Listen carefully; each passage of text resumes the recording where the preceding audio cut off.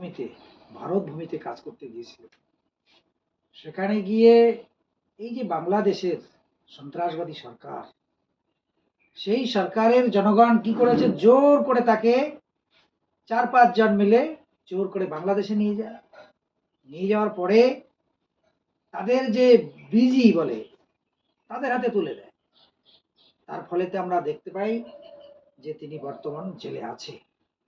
এই ব্যাপারটা নিয়ে আমি বিএসএফ যে হায়ার অথরিটি কনসার্ন তাদের সঙ্গে বিস্তৃতভাবে আমি ডিসকাশন করেছি, আলোচনা করেছি।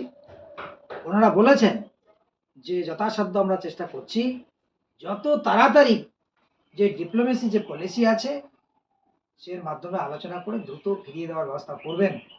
কিন্তু অত্যন্ত দুঃখের বিষয়, এই একটা সন্ত্রাসবাদী সরকার, একেবারে মৌলবাদী সরকার পক্ষ থেকে কোনো ইনিশিয়েটিভ নিচ্ছে না।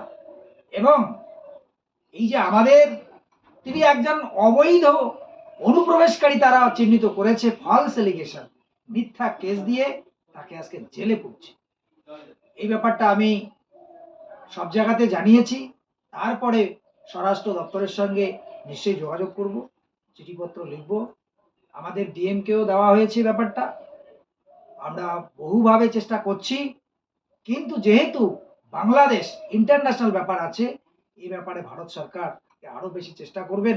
খুব তাড়াতাড়ির মধ্যে উকিল বর্মনকে যেন তার নিজের পরিবারের লোককে যাতে ফিরিয়ে দেওয়া যায়, এটুকুই। ধন্যবাদ।